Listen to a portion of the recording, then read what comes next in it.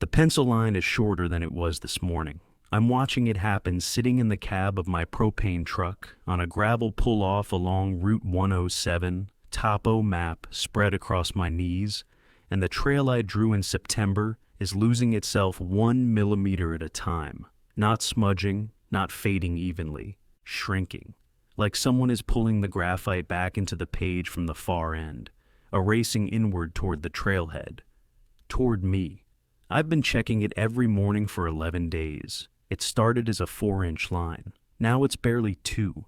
By this time next week, there won't be anything left on this map. And I think when the line is gone, I won't remember drawing it. I think that's how this works. That's how it's always worked. I'm telling this now because I don't know how many days I have left where the trail still means something to me, where any of this still feels real. Let me back up. To understand any of this, you need to know about September 14th.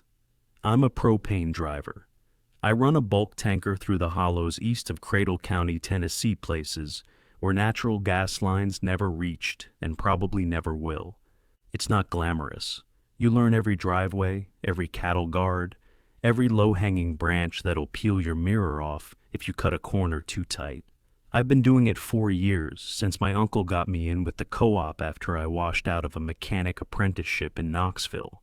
I'm 34. I live alone now. The relevant detail there is that back in September I'd just come off a bad split, the kind where you realize the apartment is too quiet on a Saturday, and your options are drink or drive somewhere. I chose to drive somewhere. There's a ridge above the Nolichucky Gorge, not the popular section where the AT crosses, but further east, in a stretch of unincorporated land between the National Forest boundary and old timber company holdings. I'd driven past the access road 100 times on my route, but never turned up it. That Saturday, I did. Parked at a wide spot where the gravel ended, laced up my boots, and walked. The hollow up there is dense. Rhododendron tunnels so thick you can't see 20 feet off trail. Galax carpeting everything, that waxy dark green. The air smells like wet stone and something faintly sweet, like the forest floor is composting something just beneath reach. There's always water moving somewhere in those hollows. You hear it constantly but can't locate it. It comes from every direction, or maybe from below. I remember thinking it sounded like breathing, slow and even. I wrote that off as me being dramatic, being in my own head after the breakup. I wasn't following a marked trail. I was bushwhacking up a dry creek bed, picking over sandstone ledges, when the ground changed under my feet, underneath the leaf litter, and I know this sounds like nothing. The earth was hard-packed, level, graded. I kicked the leaves aside and found bare soil, tamped down smooth like someone had rolled it flat. A trail. 6 feet wide, clear edges, the kind of surface you see on a maintained Forest Service path. No blazes, no markers, no signage. Not on all trails, not on the National Forest website, not on the quad map I keep in my glove box. But it was clear. That's the part that snagged in me. Not overgrown, not reclaimed. Clear and clean, like someone had walked it that morning. I followed it. About 200 yards in, the rhododendron closed overhead, and the light dropped to a green half-dark. And I heard something ahead of me, on the trail, a rhythmic metallic scraping, like a mattock blade dragging across stone, the sound of someone doing trail maintenance, clearing roots, shaping the tread. I called out. The scraping stopped, then started again. Same rhythm, but further away, like it had moved up the trail without footsteps. My phone buzzed a Monday delivery reminder, and the sound broke whatever had settled over me. I turned around and walked back to my truck. Didn't run, but my pace had nothing casual about it. Sat in the cab for 15 minutes with the engine running and the doors locked before I pulled back onto the county road. I should have left it alone. I tried for 6 weeks, but finding a trail that doesn't exist does something to you. You start needing another person to confirm you're not losing your grip. And that need is how I found Marin Fitch. Marin Fitch runs the GIS office for Cradle County, a one-person operation in the basement of the county annex building, which is itself a converted feed store from the 1940s. I found her because I did what anyone does now. I searched online, typed in decommissioned trails, Cradle County, Tennessee, and got nothing useful from official sources. But there was a forum post from 2019, some hiking blog where someone asked about unmapped paths in the Nolichucky watershed, and a user named mfitch_cradleco had replied with a short message. Several trails were removed from Forest Service inventories between 1971 and 1984. I maintain an informal record. Contact me at the county annex if you'd like to compare notes. That post had 0 replies. No one had taken her up on it. I almost didn't either. But the quiet in my apartment kept pushing, and 6 weeks after the ridge, I drove to the county seat on my day off and walked into that basement office without calling ahead. She was younger than I expected, mid-40s, short gray-streaked hair, reading glasses on a chain. The office was small and cold. Cinder block walls painted that institutional green you see in old schools. Filing cabinets lined every wall. A single desktop computer sat on a metal desk next to a large format scanner. The fluorescent tube overhead buzzed at a frequency I could feel in my back teeth. "Help you?" She didn't look up from her screen right away. I told her I'd found a trail, unmapped, up on the ridge east of the gorge. I expected her to ask where, specifically, or to look skeptical, or to tell me it was probably a game trail. She did none of those things. She took off her glasses, set them on the desk, and looked at me for what felt like a long time. "Sit down," she said. Then, "When?" I told her September 14th. She wrote it down on a yellow legal pad. Not typed it, wrote it. The pen moved quickly, like she was filling in a form she'd filled in before. "And how far in did you go?" "Maybe 200 yards. I heard something and turned around." She nodded. "Wrote that down too. The scraping sound?" My stomach did something unpleasant. "Yeah, how did you—" "Everyone hears it." She said this flat, like she was telling me the office closed at 4:30. "It's the first thing. You hear the maintenance sound, you turn around, you come looking for answers. That's the pattern." She capped her pen. "You did the right thing, turning around." I sat there processing that. Everyone hears it. There was a pattern, which meant other people had found this trail. Other people had come to this basement. "How many?" I asked. "Over the years? Maybe 40 that I know of, since I started keeping track in 2006. She pulled open a filing cabinet drawer, the second from the bottom on the left side, and produced a manila folder. Inside were pages, handwritten entries, each one dated, each one a paragraph or two. Names, dates, how far in they went, what they heard. 40 people found this trail, and nobody reported it? Reported it to who? She almost smiled. Forest Service says it doesn't exist. Their inventory has no record of any trail in that drainage. Never did, according to them. The county has no easement, no maintenance agreement, nothing. On paper, you walked through trackless forest. She closed the folder. But you didn't, and you know you didn't. I asked her what the trail was, what it was for, who was maintaining it. She leaned back in her chair. The fluorescent tube clicked a single hard tick, and for a half second the light dipped before stabilizing. Best I can figure, it was a connector trail built sometime in the late 1960s. Forest Service survey from 1971 shows it on one map, just one, marked with a non-standard symbol. By 1972, it's gone from all subsequent printings. No decommission order on file, no reroute documentation. It just stopped existing in the paperwork. "But it's still there," I said. "It's still there." She nodded. "And it's maintained. Someone clears it, someone keeps the tread packed. I've gone up 3 times over the years to check." She held up a hand before I could ask. "I never went more than 100 yards in, and I won't go again."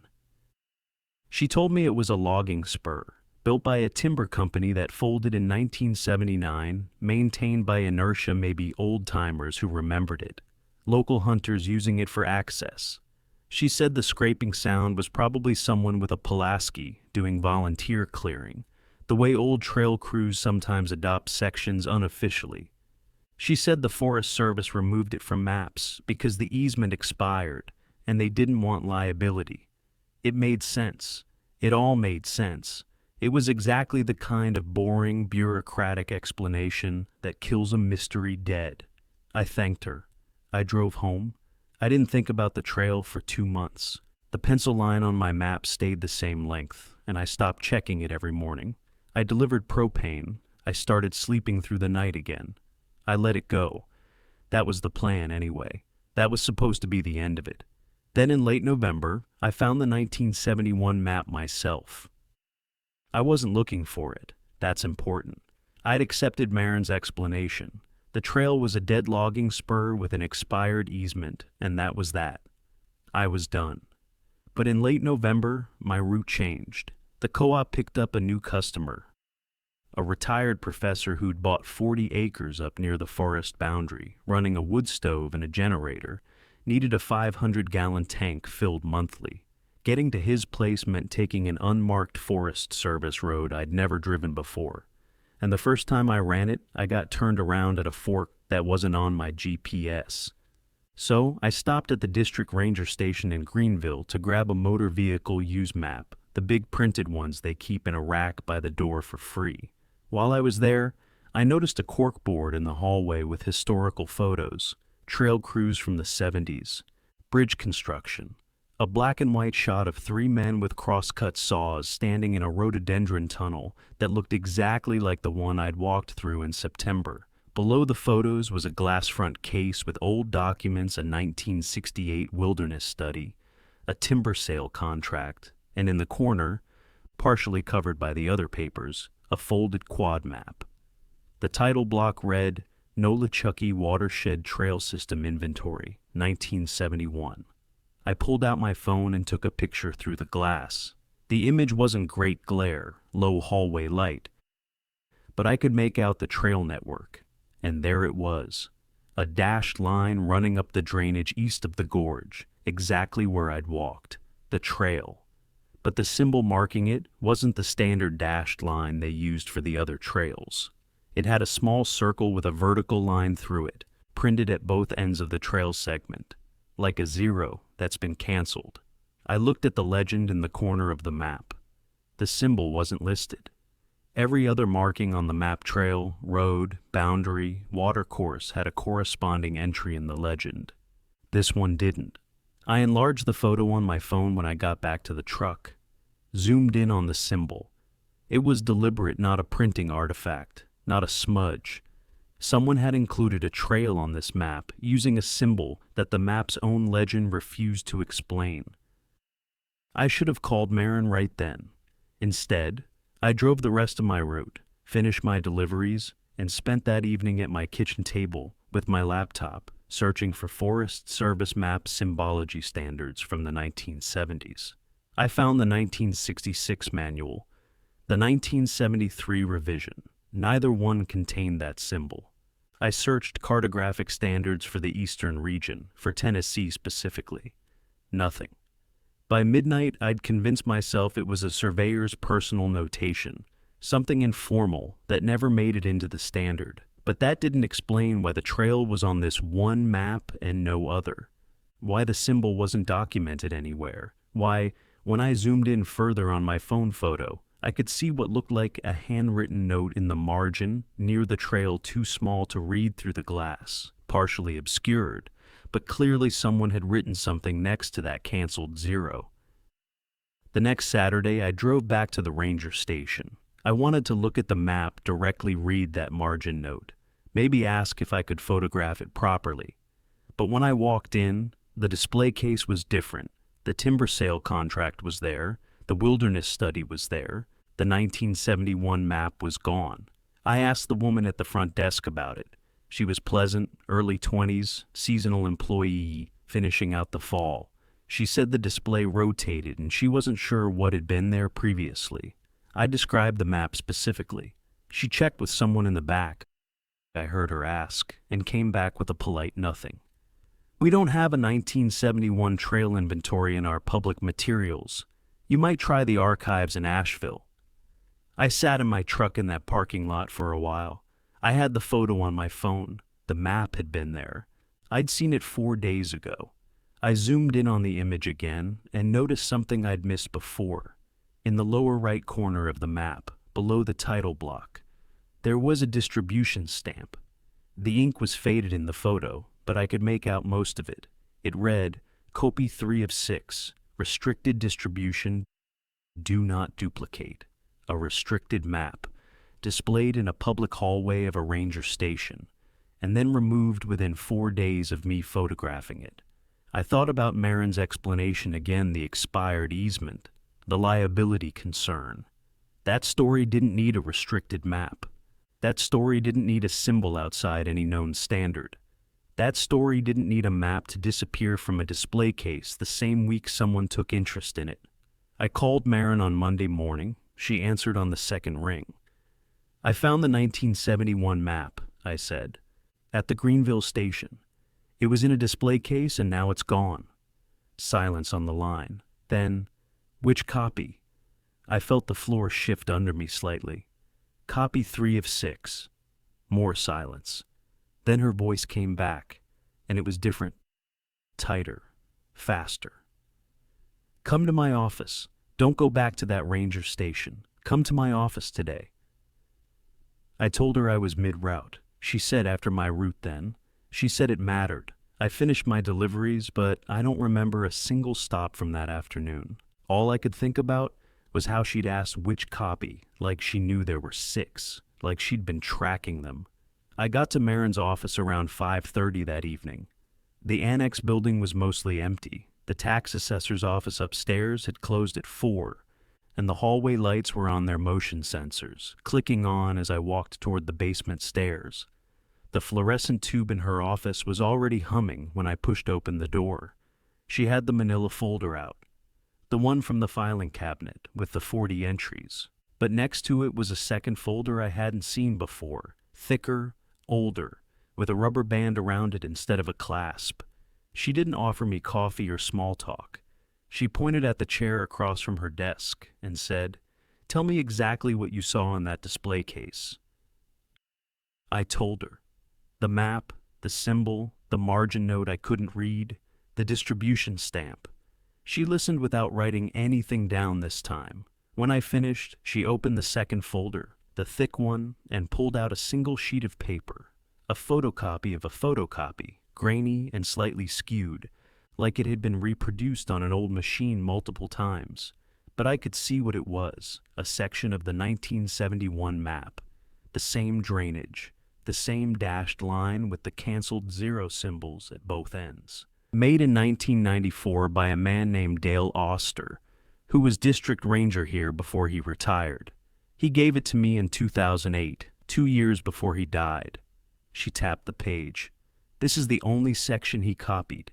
Just the trail. I leaned forward. The margin note was visible on her copy, barely, but legible. 4 words in small handwritten print. No return confirmation required. What does that mean? I asked. Marin didn't answer right away.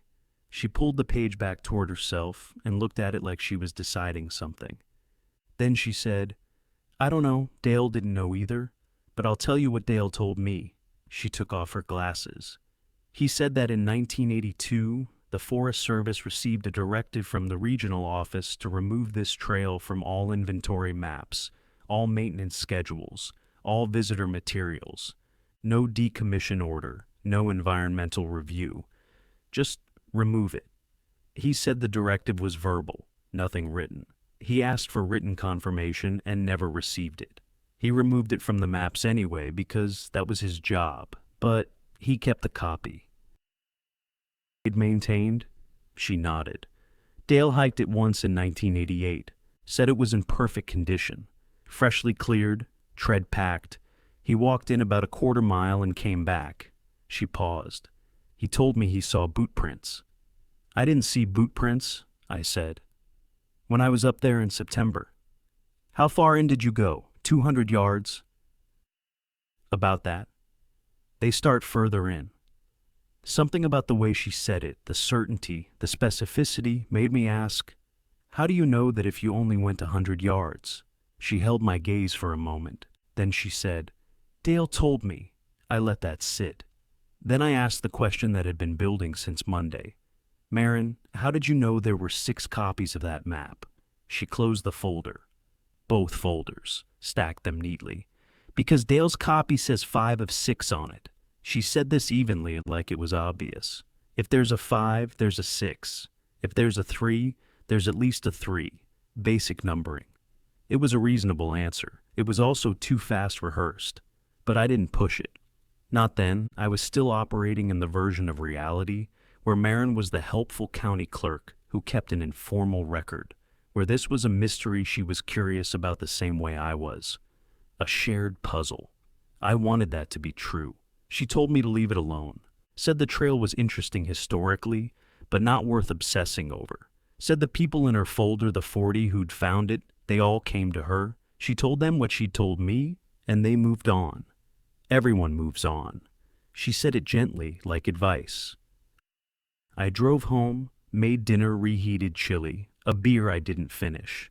Sat on my couch and looked at the photo on my phone. Zoomed in on that canceled 0 symbol until the pixels broke apart into meaningless squares. Then I looked at my topo map on the kitchen table, the pencil line I'd drawn. Still there, full length. 4 inches of graphite marking a trail that officially didn't exist. I told myself I was done. I told myself that twice. Then on Saturday morning, I put on my boots, drove to the same gravel pull-off, and walked back up the ridge. This time I went further in. And this time, I found the Bootprints. They started about 1/3 of a mile in, past the point where the rhododendron canopy closed overhead. The trail surface changed there harder, darker, like the soil had been compressed over years, and pressed into that dark earth, perfectly preserved, were bootprints, dozens of them, all walking the same direction. Deeper into the hollow, not a single print faced outward. I crouched down and looked at them carefully. I'm not a tracker, I'm a propane driver, but I know boot treads the way anyone who buys work boots knows them. You see the patterns on the sales floor, compare them for grip, wear rating, comfort. And what I was seeing in that dark soil didn't make sense. The first prints near my feet were modern. A Vibram lug pattern I recognized, the kind you'd find on current Merrill or Salomon hikers. Deep tread, aggressive spacing, but 3 feet further up the trail, the pattern changed. Shallower lugs, a herringbone design that reminded me of older boots, the kind my dad wore in the 90s. And beyond those, another pattern, flat, wide, with a simple chevron stamp. I'd seen that tread in photos of vintage Dunham boots from the 1970s. I stood up and walked slowly forward, watching the ground. The prints layered and overlapped, but the progression was unmistakable. The further in I walked, the older the tread patterns became. It was like walking backward through a catalog of American hiking footwear, decades compressed into a few hundred feet of trail, and every single print pointed the same direction, inward. Nobody walked out. I stopped walking. The metallic scraping sound was there again ahead of me, maybe a 1/4 mile further in. Same rhythm as September. Steady, patient, a mattock clearing roots. Except now that I was closer, I could hear something else underneath it, a layered quality. Like it wasn't one tool but several, slightly out of sync with each other. Multiple blades working, multiple hands. I stood there for a long time. The rhododendron pressed in on both sides, close enough to touch. The light was dim and greenish, filtered through so many layers of waxy leaf that the sky was just a suggestion. And the sound of water, that constant everywhere sound I'd noticed in September, was louder here, closer. Except now it didn't sound like water anymore. It had a rhythm to it, an in and out quality, breathing, collective breathing, like a group of people exerting themselves in steady, synchronized effort. My mouth went dry.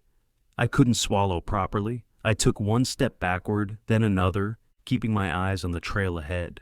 The scraping sound continued, unchanged. I retreated slowly, watching my own fresh boot prints appear among the others' modern treads, pointing inward, just like all the rest. It took me 12 minutes to walk back to the trailhead. I timed it without meaning to. My phone was in my hand, screen on, and I watched the minutes count. When I hit the gravel pull-off, I sat on my tailgate and drank an entire bottle of water without stopping. My hands were steady. That surprised me. The rest of me didn't feel steady at all. I got home and went straight to my laptop. I searched missing persons reports for the Cradle County area, the Nolichucky watershed, eastern Tennessee broadly. I wasn't sure what I expected to find, maybe a cluster of disappearances, something that would explain all those boot prints walking one direction and never coming back. What I found was both less and more than that. There was no cluster, no dramatic pattern, but spread across 5 decades from 1970 to present, there were individual reports. A hiker in 1973 who never returned from a solo trip in the gorge area. A hunter in 1981, last seen driving toward the national forest boundary. A trail runner in 1994 who left her car at a pullout on Route 107 and was never located. A backpacker in 2003. A birdwatcher in 2011. A geology student in 2017. None of them connected to each other. Different ages, different reasons for being in the area, different times of year. The kind of cases that get filed individually, investigated individually, forgotten individually. People go missing in the mountains. It happens, that's what everyone says. But I started mapping them, pinning approximate last known locations to my topo map with small red dots. And when I stepped back and looked at the pattern, the red dots formed a loose scatter, but they all fell within 2 miles of that drainage, that unmarked hollow, that trail. I counted 11 disappearances across 53 years. 11 people who walked into that general area and never came out. And I'd just seen their boot prints, all walking the same direction, into the dark where the mattocks were working, where the breathing was. I called Maren the next morning. She answered on the first ring this time. I told her about the boot prints, the decades of tread patterns, the direction, the sound. I told her about the missing persons reports. She was quiet for a long time. Then she said, "Colton, I need you to stop going up there. Do you know what's happening on that trail? I need you to stop. Maren, 11 people. I know." Her voice was tight, almost angry. "I know, and I need you to stop going up there. You've been in twice now. That's enough, please." She hung up before I could ask what she meant by enough. I listened to her. That's the part I need you to understand. I actually listened. For almost 2 months, from early December through the end of January, I didn't go back to the ridge. I didn't search missing persons databases. I didn't look at the photo of the 1971 map on my phone. I put the topo map with my pencil line in a kitchen drawer under a stack of takeout menus, and I went back to driving propane through the hollows like nothing had changed. Winter helped. The access road would have been icy, the ridge exposed to wind, the rhododendron tunnels dripping and miserable. Easy to justify staying away when the weather gave you a reason. I told myself, that's what I was doing, waiting for spring, being practical, not avoiding it, not afraid. I picked up extra shifts through the holidays. The co-op was short-staffed because 2 guys quit in November. 1 moved to Kingsport. The other just stopped showing up. I ran double routes some weeks, 6 days straight. Kept my hands busy, kept my truck moving, ate gas station food and listened to podcasts about nothing. I started sleeping better. The apartment didn't feel so quiet anymore, or maybe I was just too tired to notice. Maren texted me once in mid-December, just a short message. "Hope you're doing well. Let me know if you need anything." I wrote back, "All good," and that was it. She didn't text again. By February, I'd almost convinced myself the whole thing was a combination of post-breakup anxiety, and an overactive pattern recognition impulse. The bootprints were probably just a popular unmapped hunting path. The different tread patterns were just different seasons. Of course, the prints aged differently in that sheltered soil. The scraping sound was someone maintaining the trail informally, like Marin said. The missing persons people go missing in the mountains. It happens. The date spanning 50 years meant nothing because the search area was broad and the mountains are vast. I'd been dramatic. I'd been lonely and looking for meaning in random noise. That explanation held. It was solid. It had the comfortable weight of ordinary life pressing down on it from above, keeping it flat and still. I almost believed it completely. Then, in early February, I was cleaning out my truck cab, something I do every few weeks, clearing out receipts and water bottles and the grit that accumulates from gravel roads. And I found something in the gap between the passenger seat and the center console, a folded piece of paper, small, wedged deep like it had been there for months. I pulled it out, unfolded it. It was a page torn from a yellow legal pad, the same kind Marin had been writing on when I first visited her office. Her handwriting, small, neat, slightly forward slanting, and it read, Colton Daya, September 14th, 200 yards scraping sound turned back. First entry. Second visit expected within 8 weeks. Below that, in the same hand, a second line. Second visit confirmed, November 30th. Approximately 1/3 miles saw prints heard layered sound. Retreated. Second entry. Third visit expected within 10 weeks. Do not contact before then.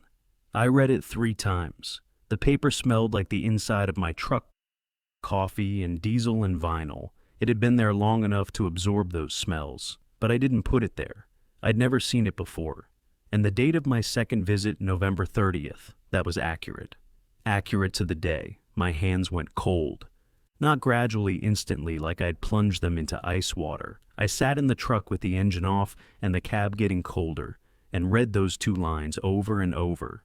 She'd predicted my second visit, not guessed predicted, within a narrow window, and been right. She'd written, do not contact before then, before the third visit, the one she expected within 10 weeks of November 30th. 10 weeks from November 30th was early February. Right now. She was expecting me to go back right now. I thought about her voice on the phone in November. I need you to stop going up there. You've been in twice now. That's enough. She hadn't been warning me. She'd been logging me, tracking my entries the way you'd track an animal returning to a salt lick. The 40 names in her folder, they weren't people she'd helped. They were data points, each one with a first visit, a second visit, a predicted third. I pulled out my phone and opened the photo of the 1971 map. Zoomed in on the margin note I could barely read. 4 words Marin had translated for me without hesitation. No return confirmation required. I'd heard that and thought it was bureaucratic language, some filing instruction about trail surveys. But sitting in my cold truck with her handwritten prediction in my lap, those words meant something different. No return confirmation required. They didn't need to confirm that anyone came back. Because nobody does. I drove to the county annex the next morning, didn't call ahead, didn't text. I wanted to see her face when I put that yellow legal pad page on her desk. I wanted to watch her explain how it ended up in my truck, how she'd predicted my visits, why she'd written, do not contact before then, like she was managing a schedule. The basement office was unlocked but empty. Lights off, fluorescent tube silent for once. Her computer screen was dark. The 2 folders, the manila one and the thick one with the rubber band, weren't on the desk. But the filing cabinets were there, 4 of them, olive green, lining the back wall, and the second drawer from the bottom on the left side, the one she'd opened to show me the 40 entries, was slightly ajar, maybe an inch, like someone had closed it in a hurry and the latch hadn't caught. I should have waited for her. I should have sat in that metal chair and waited. But the room was empty and the drawer was open, and I had her handwritten note in my pocket with my name on it. I crossed the room and pulled the drawer open. It was full. Not the single manila folder she'd shown me. The drawer was packed with folders, maybe 30 of them, each one tabbed with a handwritten label. I flipped through the tabs. They were names, first and last names, each with a date range below them. I recognized none of the names until I reached the back third of the drawer, and my fingers stopped. Day, Colton. September 14th, 2024. Pending. I pulled the folder out. It was thin, just a few pages. But what those pages contained made my vision narrow, until the room felt like it was closing from the sides. The first page was a form. Not a county form. Nothing official I recognized. No letterhead, no agency seal. Just a clean white page with fields printed in a plain typeface. At the top, it read, Trail Entry Log Maintenance Sequence. Below that were fields filled in by hand, Marin's hand. Subject, Colton Day, age 34. Occupation, propane delivery, independent contractor via rural co-op. Residence, my address, my actual apartment address. First contact date, September 14th, 2024. Trigger, post-relationship isolation, weekend recreational hike, method of discovery, bushwhacking from dry creek bed. Initial penetration, approximately 200 yards. Sensory contact, auditory, matic rhythm, retreat. Trigger, phone notification. Below that, a second section. Header, progression tracking. Entry 1, 200 yards. Sound contact only. Retreated voluntarily. Expected return window, 6 to 8 weeks. Entry 2, approximately 0.33 miles. Visual contact, Bootprints. Auditory contact, layered tools, breathing, retreated voluntarily. Expected return window, 8 to 12 weeks. Entry 3, blank. The third entry was blank, waiting. I turned to the second page. It was a photocopy of something older, a version of the same form, but yellowed, with different handwriting, different subject. A man named Gerald Poole, dated 1994. His form was filled out completely: 3 entries, 4 entries, 5 entries. The penetration depths increased each time. 200 yards, a third of a mile, half a mile, 3/4, 1 mile. And then, after the 5th entry, a final line in a box at the bottom of the form. Maintenance sequence complete. No return confirmation required. Gerald Poole. I pulled out my phone and searched his name with the county. Nothing. Searched him with missing in Tennessee. Nothing in the first results. Then I added 1994 and hiker and found a single paragraph in an archived Greenville newspaper. A 41-year-old man reported missing after failing to return from a weekend hike in the Nolichucky watershed. Never found. Case inactive. He was one of my 11 dots. I put the folder back. My hands weren't shaking, but they felt disconnected from me, like I was operating them remotely, watching from somewhere behind my own eyes. I opened the next drawer up. More folders, more names. Some with date ranges spanning months, some spanning over a year, all of them ending the same way. Maintenance sequence complete. Marin wasn't studying the trail. She wasn't keeping an informal record out of curiosity. She was administering it, running intake, tracking progression, filing completion reports for people who walked in and never walked out. 40 names in the folder she'd shown me. Those were the active files, the ones still in progress, the ones still being drawn back. I was one of the 40. I heard footsteps on the stairs. Not hurried, measured even. The motion sensor lights in the hallway clicked on, one after another, getting closer. I closed the drawer, pushed it until the latch caught, took 2 steps back and sat down in the metal chair, the yellow legal pad page still in my pocket. Marin appeared in the doorway. She looked at me, then at the filing cabinet, then back at me. She didn't ask how long I'd been there. She didn't ask what I'd seen. She just set her bag on the desk, put on her glasses, and said, You're early? Early for what? I said. She sat down behind her desk like it was any other Monday, pulled her keyboard closer, moved her mouse to wake the screen. The fluorescent tube above us clicked on.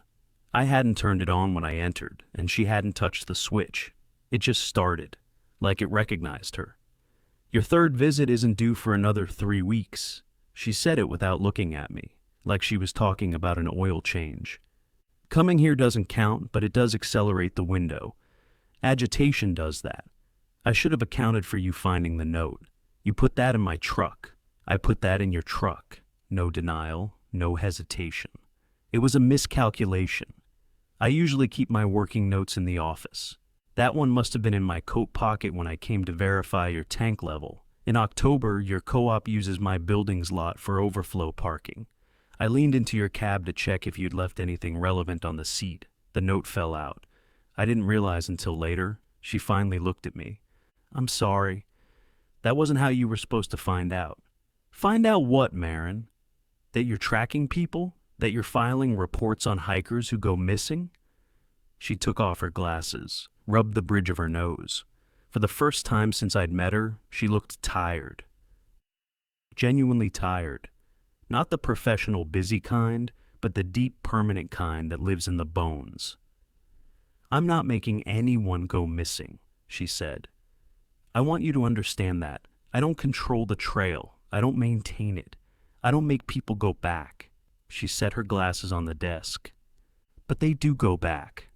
They always go back. Every single person who enters that drainage past the 200-yard mark goes back. Not because I tell them to, because something in them needs to. The interval varies 6 weeks, 10 weeks, 14 weeks, but they always return. And each time they go deeper. And then they disappear. And then the sequence completes. She said it like there was a distinction. Maybe to her there was. How long have you been doing this? Since Dale Oster gave me his files in 2008. Before me, Dale tracked them. Before Dale, a woman named Ruth Callahan who worked for the district in the 60s. Before Ruth, she opened her hands. There's always been someone keeping the record. The filing goes back to 1952. That's the earliest form I have. Why? My voice came out harder than I intended. What is the point of tracking people to their deaths? She flinched at that. Slightly, just a tightening around her mouth, but I saw it. It's not tracking them to their deaths. It's documentation. It's making sure someone knows. She leaned forward. You think this is evil? I understand that. But the alternative is nobody knows. Nobody keeps the names. They just go into the missing persons databases, into cold case files, into nothing. At least this way there's a record. At least this way someone remembers Gerald Poole, and Donna Fenn, and Curtis Vickers, and the rest. You could warn people. You could tell them what happens. I did warn you. Her voice was flat. I told you to stop. You went back anyway. That's what I'm trying to explain to you. Telling people doesn't stop it. Dale tried. He physically blocked someone's truck in 1991, parked his Forest Service vehicle across the access road. The man hiked in from a different drainage, came at the trail from the east side, off a ridge he'd never been on before, found it anyway. I thought about that. About someone being pulled so hard toward a trail that they'd bushwhack through miles of dense rhododendron just to reach it. About the compulsion being strong enough to reroute around a physical obstacle. Then I thought about myself, about how I'd driven up there on a Saturday I was supposed to be sleeping in. How I'd told myself it was just a hike, just clearing my head.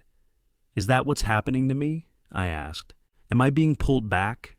She looked at me for a long time. The fluorescent tube hummed. Somewhere upstairs, a door closed the building, settling into its empty evening. Your folder says your first visit was 200 yards and you retreated on an external interruption. Phone notification. That's a weak first entry. Sometimes weak first entries don't progress. She paused. But your second visit was self-initiated. You went back on your own. You went deeper. You heard the layered sound. Another pause. That's not a weak second entry, Colton. That's a strong one. What does that mean?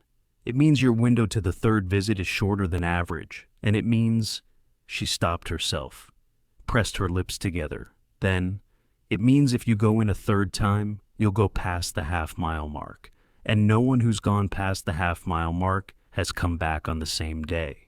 Some of them come back, not all, but not on the same day. I stood up. The metal chair scraped against the concrete floor. I'm not going back. She looked at me with something that might have been compassion, or might have been the patience of someone who'd heard that sentence from every name in her filing cabinet. I know, she said. That's what they all say at this stage. I left her office and drove home with the windows down, despite the cold. Needed the air. Needed the noise of the road, the engine, something real and mechanical and indifferent. I kept both hands on the wheel and focused on the solid vibration of rubber on asphalt. The one thing in my life that still made predictable, physical sense. That night I pulled the topo map out of the kitchen drawer. The pencil line was still there, full length, 4 inches, same as when I'd drawn it in September. I stared at it for a long time under the overhead light, looking for any sign of fading. Nothing. Maybe I'd imagined the shrinking. Maybe that was just anxiety doing what anxiety does, making you see decay in everything, making the stable look fragile. I put the map on the fridge with a magnet, told myself I was monitoring it, being scientific. If the line was still there in a week, same length, same darkness, then the whole disappearing graphite thing was in my head and I could let it go. 3 days later, it was the same. 4 days, a week.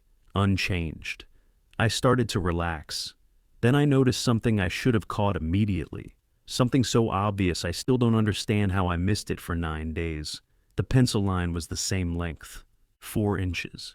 But it wasn't in the same place on the map. I'd drawn it starting from the gravel pull-off on Route 107, running up the drainage to the east. That's where the trail was east of the road, climbing into the hollow.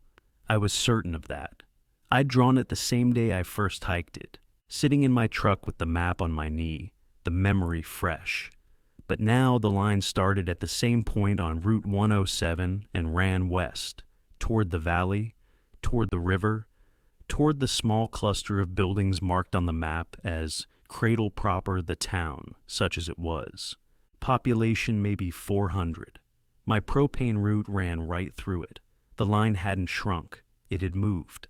Rotated 180 degrees from its original orientation, pointing in the opposite direction, away from the ridge, toward people. I measured it with a ruler. 4 inches. Same as before. I checked the scale on the map, 1 inch to a quarter mile. 4 inches was 1 mile of trail. 1 mile, pointing from the access road toward town. I told myself I'd drawn it wrong. Misremembered the direction. That had to be it. I was tired in September, emotional, not paying attention to which way I'd moved my pencil, except I could see the gravel pull-off marked on the map, and I could see the drainage to the east, and the pencil line pointed west, toward the flatland, toward the road I drove every day. I got in my truck the next morning with a delivery schedule and a growing sense that I needed to drive Route 107 with different eyes. Not my propane driver eyes, not the eyes that watch for driveways and tank levels and low branches. Different eyes. The eyes of someone looking for trail. Brush on the west side, the valley side, where there shouldn't have been one. Not a driveway, not a utility cut. Just a gap, maybe 6 feet wide, with that same hard-packed earth visible through the tall grass at its edges. I'd driven past this point 300 times in 4 years. I'd never noticed it before. But there it was, a trail surface, graded and clear, running from the road, shoulder down a gentle slope toward the creek bottom and the town beyond. I didn't stop. I kept driving. Finished my route. But on the way back, I slowed at mile marker 11 and looked again. The gap was still there.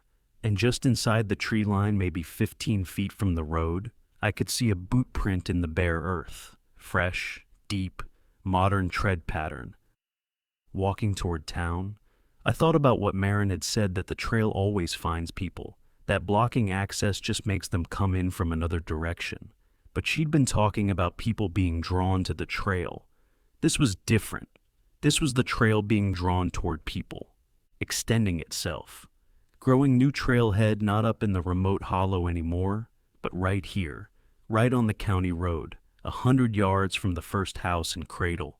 I pulled over a quarter-mile past the gap and sat with the engine running. I thought about the bootprints on the ridge, all walking inward, all different decades. I thought about the scraping sound, the matic rhythm, the maintenance work that never stopped. And I thought about what maintenance means. You maintain a trail so people can use it. You extend a trail so more people can reach it. The trail wasn't just taking the people who found it. It was building itself closer to the ones who hadn't found it yet. I checked the topo map on the seat beside me. The pencil line was still there, 4 inches long, pointing west. And I'm telling you this exactly as it happened. It was a 1/4 inch longer than it had been that morning. I went back to Marin's office. I didn't trust her. I didn't like what she was. I didn't like being a name in a filing cabinet. But she was the only person who would understand what I was about to say without thinking I had lost my mind. And I needed someone to hear it before I decided what to do next. She was there this time, sitting at her desk, glasses on, typing something. She looked up when I came in, and her expression shifted. Not surprise exactly, more like a teacher watching a student arrive for a meeting they haven't scheduled yet. "The trail is moving," I said. I didn't sit down. "It's on the west side of 107 now. It's heading toward town." Her hands left the keyboard, slowly, like she was being careful about which muscles she used. She looked at me without blinking. "Show me," she said. County seal on the door. She drove. Neither of us talked. When we reached mile marker 11, I pointed to the gap in the brush, and she pulled onto the shoulder. We both got out. The gap was there 6 feet wide, clear as a doorway, the hard-packed earth visible through the winter-brown grass. Marin walked to the edge and stood looking at it for a long time. She didn't step onto the trail surface. She crouched down and studied the ground from the road shoulder, tilting her head like she was reading something in the soil composition. "How long has this been here?" she asked. "I noticed it 2 days ago, but I drive this stretch every week. It wasn't here in January." She stood up, brushed her knees. Her face was doing something I hadn't seen before, a rapid calculation behind her eyes, like she was revising a model she'd trusted for 16 years. "This hasn't happened before," she said quietly. "In Dale's records and Ruth's, the trail has always stayed in the drainage, on the ridge. People go to it. It doesn't—" She stopped, looked at the gap again. "It doesn't come to them." "Well, it's coming now." She walked back to the car without responding. I followed. We sat in the front seats with the engine off, and the windows fogging slightly from our breath. The heater ticked as the engine cooled. "Your folder," she said finally. "Your entry pattern is different from the others. Your first visit was interrupted externally, the phone notification. You didn't choose to leave. You were pulled out by something outside the system. And your second visit, you went in knowing what to expect. You went prepared, resistant." She turned to look at me. "I don't think the trail has ever had someone resist the third visit this long." "So, this is my fault?" "I didn't say fault. I said—" She pressed her palms together. "The sequence expects a third entry. You're overdue. The window should have closed weeks ago. When the sequence stalls—" She trailed off, looking out the windshield toward the gap in the brush. "Maybe it adapts." The matic sound. I heard it. Faint but unmistakable, that metallic scraping rhythm coming from inside the tree line, beyond the gap, down the slope toward the creek bottom. Except this time, it was different. The rhythm wasn't ahead of me. It was behind the car. I turned in my seat and looked through the rear window. The road behind us was empty. Gray asphalt, bare winter trees on both sides, the white center line running straight back toward town. But the sound was coming from the south side of the road, the uphill side, the ridge side, from the same hollow where I'd first found the trail in September. And it was closer than it had ever been. Not a 1/4 mile away, not an eighth. Close enough that I could hear the individual scrape of the blade and the soft thud of turned earth that followed each stroke. "Do you hear that?" I said. Marin was already starting the car. Her hands moved fast, key turned, gear shifted, foot on the gas. We pulled off the shoulder with gravel spraying, and she drove toward town without looking in the mirror.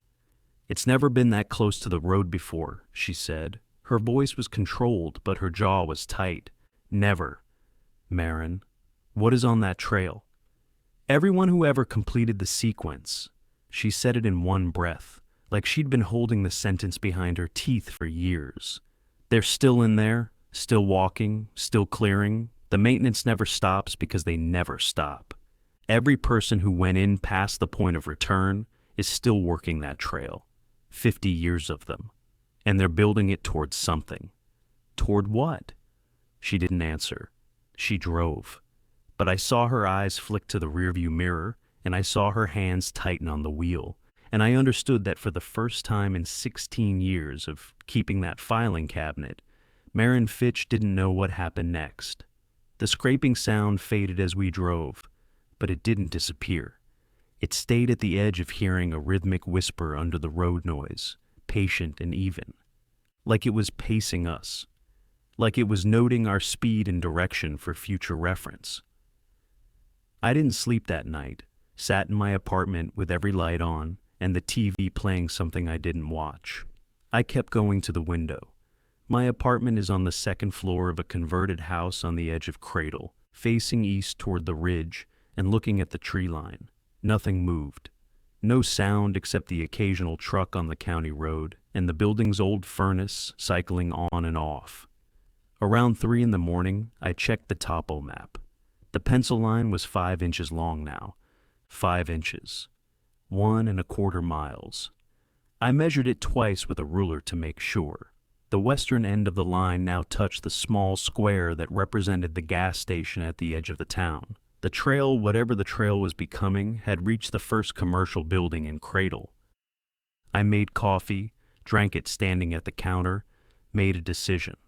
I would not go to the trail. The trail was trying to get me to complete the sequence, to take that third walk, go past the half-mile mark, join the maintenance crew permanently. Marin's records made the pattern clear. 3 visits minimum, each one deeper, until the person doesn't come back. If I didn't go, the sequence couldn't complete. Whatever compulsion had drawn back Gerald Poole and Curtis Vickers, and the rest, I would simply refuse it. That decision held for 6 days. 6 days of driving my route, delivering propane, eating dinner alone, checking the pencil line every night. It grew 1/4 inch each day, steady as a clock. By the end of the week, it was 6½ inches long, reaching past the gas station, past the feed store, into the residential blocks of Cradle proper. I stopped measuring it on day 7. I didn't want to know anymore. On the 8th day, a Wednesday, I finished my route early, had a canceled delivery out on Cold Spring Road, which cut 2 hours off my afternoon.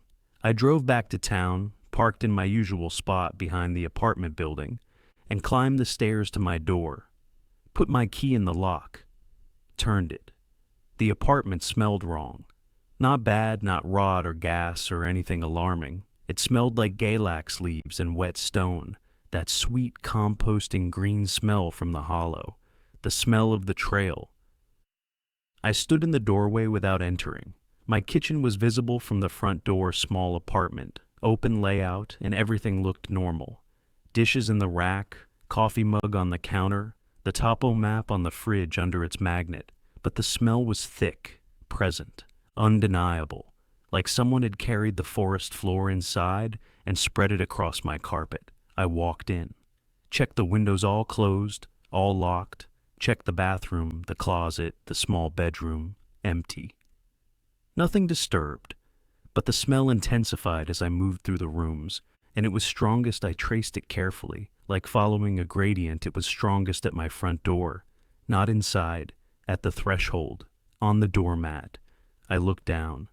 My boots were on the mat where I just placed them, and next to them, flush against the wall, where I wouldn't have seen them coming in, was a second pair of boots. My boots. The same Danner hikers I'd worn up the ridge in September and November. Except I was wearing those boots. I'd just taken them off. I looked at my feet socked, and then at the boots on the mat, and then at the boots by the wall. Same brand, same size, same wear pattern on the left heel where I pronate. But the ones by the wall were filthy caked in dark soil, the kind of compressed black earth I'd seen on the trail past the 200-yard mark. Rhododendron leaves stuck in the laces, and the soles I picked one up, my hands operating on autopilot. The soles were worn smooth in the forefoot, worn down like someone had walked miles and miles and miles in them without stopping. I dropped the boot like it was hot. It thudded against the floor and left a small print of dark soil on the carpet. These were my boots, the same boots I was wearing, but they'd been somewhere I hadn't been. They'd walked that trail, walked it deep, walked it long enough to wear the tread away, and they'd come back here, to my door, to my threshold. I don't know how to explain this next part without sounding like I'm making it up. I'm not. I checked my odometer that night, my truck's trip meter, which I reset every Monday for my route logs. It showed 43 miles more than my delivery route accounts for. 43 miles I didn't drive. On a Wednesday I'd finished early. On an afternoon I couldn't entirely account for, because between parking my truck and putting my key in the lock, I'd lost 90 minutes I hadn't noticed were gone. I'd already taken the third walk. I just hadn't been present for it. I called Marin at 6 the next morning. She didn't answer. I called again at 7, at 8, at 9. Each time it rang through to a generic county voicemail that didn't say her name. I drove to the annex building at 9:30, still in yesterday's clothes, and went down the basement stairs 2 at a time. Her office was locked. Not just closed, locked with a deadbolt I'd never noticed before. A brass fixture, older than the door itself, like it had been there since the building was a feed store. I knocked. No answer. I knocked harder. Nothing. I drove to the ranger station in Greenville. I don't know what I thought they could do, but I needed someone official, someone with authority over federal land, to hear what was happening. I walked in and asked to speak with someone about an unmapped trail in the Nolichucky watershed. The woman at the desk, different from the one I'd spoken to in November, older, permanent staff, looked at me with polite patience. "There are no unmapped trails in our district," she said. "Everything in the inventory is on the motor vehicle use map and the visitor website." "I know it's not in your inventory. That's the problem. It was removed in 1982, and it's still..." "Sir, if it was removed from inventory, it was decommissioned. Decommissioned trails revert to the natural landscape. There's nothing to report." I started to argue. She held up a hand gently, but with finality, and said, "If you have a safety concern about a specific location, you can file a visitor incident report. I'll get you the form." She gave me the form. I sat in the lobby and filled it out. Location, unnamed drainage east of Nolichucky Gorge, mile marker 11 access. Nature of concern. Maintained trail not on any map, possible hazard to public. I left my name and phone number. I handed it back. She looked at it, nodded, put it in a tray. I never received a follow-up. I asked the woman in the tax assessor's office upstairs if she knew where Marin was. She looked at me like I'd asked a slightly odd question. "Marin retired," she said. "End of January. Moved to Knoxville, I think. Or maybe Asheville." That's not I saw her last week. We drove to mile marker 11 together, in a county vehicle. The woman shook her head slowly. "The GIS position hasn't been filled yet. That office has been closed since February 1st. I don't know who you spoke with, honey, but Marin Fitch turned in her keys 5 weeks ago. I went back downstairs, tried the door again, locked. But this time, I crouched down and looked at the gap beneath the door-old building, uneven floors, nearly an inch of space between the bottom of the door and the concrete. I could see the office inside. The fluorescent tube was off. The filing cabinets were still there, dark shapes against the far wall, and on the desk, visible only because a thin stripe of light came through the basement window, was a single folder. Manila, with a tab. I couldn't read the tab from the floor, but I knew what it said. I went home. What else could I do? I sat in my apartment with the Galax smell still faintly present, and I looked at my topo map. The pencil line was 8 inches long. It reached from Route 107 through the center of Cradle and out the other side, extending west toward the river and the highway beyond. 8 inches, 2 miles, growing a quarter inch a day. I opened my phone and searched for Maren Fitch. Found a county staff page, but her name had been removed. Found her forum post from 2019. Still there, username and all. Searched for Dale Oster. Found an obituary from 2010. Searched for Ruth Callahan. Nothing. Like she'd never existed in any database. I looked at the folder on my kitchen table. The yellow legal pad note I'd found in my truck. Her handwriting. First entry. Second entry. Third visit expected. I turned it over. The back was blank except for a small penciled symbol in the corner I'd never noticed before. A circle with a vertical line through it. The canceled 0. The symbol from the 1971 map that wasn't in any legend. The symbol that meant no return confirmation required. It was on my note, put there by Maren, before I'd ever found the trail, dated before September 14th. She'd known I was coming. She'd always known I was coming.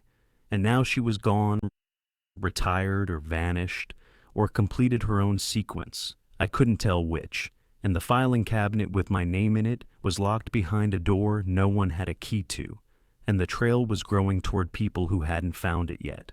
Parked on this gravel pull-off on Route 107, engine idling, because I don't know where else to go. The apartment doesn't feel right anymore. The smell hasn't faded. It's gotten stronger, layered, like the forest is composting underneath my floorboards. I sleep in the truck most nights now, recline the seat, run the heater, park somewhere well lit. I haven't told anyone why. What would I say? My apartment smells like a trail that doesn't exist, and my boots walked somewhere without me. I'm still driving my route, still delivering propane. The co-op hasn't noticed anything wrong because I show up on time and the tanks get filled. That's all they need from me. I hold the wheel with my right hand and rest the left one in my lap. The numbness started a week ago. Just the fingertips at first, then the whole hand, creeping up past the wrist. It's not pain, it's absence, like the hand is being pulled somewhere my body hasn't followed yet. The topo map is on my passenger seat. I check it every morning and every night. The pencil line is 11 inches long now. 11 inches, nearly 3 miles. It extends from the original trailhead on the ridge, down through the hollow, across Route 107, through Cradle, past the river, and now it's approaching the highway, Route 25, the 4-lane that connects to Johnson City. Thousands of cars a day, thousands of people. And here's the thing I haven't told you yet. The thing that made me decide to say all of this out loud, tonight, in the cab of this truck, with my phone recording. I'm not the one drawing the line anymore. I watched it happen yesterday. Sat in my truck with the map on the dash under the dome light, watching, not touching it. My hands in my lap, one numb, one gripping my knee, and the graphite moved. Not fast, barely perceptible. But over 20 minutes, the line extended another 1/16 of an inch. The dark pencil mark creeping westward across the paper like something was dragging it from beneath the page, growing toward the highway. Toward the next trailhead it was building for itself. I think about the bootprints on the ridge, all those decades of hikers walking inward, all those people who found the trail the way I found it accidentally, on a bad day, looking for something to fill the quiet. They went back a second time because they needed to know, a third time because they couldn't not. And then they didn't come back at all. They became the maintenance crew, the matic sound, the breathing underneath the water noise. And now the trail doesn't need to wait for people to find it. It's building itself outward, toward the roads, toward the towns. And somewhere in that locked basement office, my folder has a final line in the box at the bottom. Maintenance sequence complete, because my third walk already happened. I already went in. I just don't remember it. The only question left is when my body decides to follow. Last night, I woke up in the truck and my left boot was unlaced. I don't remember unlacing it. This morning my odometer was 11 miles higher than where I left it. I'm losing hours now, not 90 minutes like the first time, but whole blocks of night. I wake up and the gas tank is lower and there's dark soil on the floor mat, and I don't know where I've been. I think I'm already walking. I think some part of me is on that trail right now, has been on that trail for days, clearing brush, packing earth, extending the path toward the next person who will find it on a Saturday when their apartment is too quiet.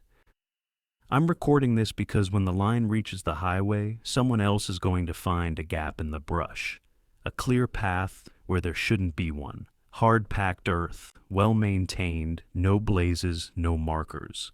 And they'll hear the scraping sound closer than it was for me, because the crew is bigger now, and they'll turn around, and they'll go looking for answers. And Marin won't be there. The office is locked, the filing cabinet is sealed. So this is the file, this is the record. My name is Colton Dye. I found the trail on September 14th. I went back November 30th. And sometime in February, I went in a third time without knowing it. If you find a trail that isn't on any map clear and maintained, no markers, no signage, and you hear that sound ahead of you, that rhythmic metallic scraping like someone working the earth, do not follow it. Turn around. Don't go back for answers. Don't look for someone to confirm what you saw. And if the line on your map starts moving on its own, if it starts pointing toward you instead of away, it's already too late. You're already in the folder. You just haven't seen your name yet. The pencil line grew another 1/4 inch while I was talking. I'm watching it now. It just crossed the highway.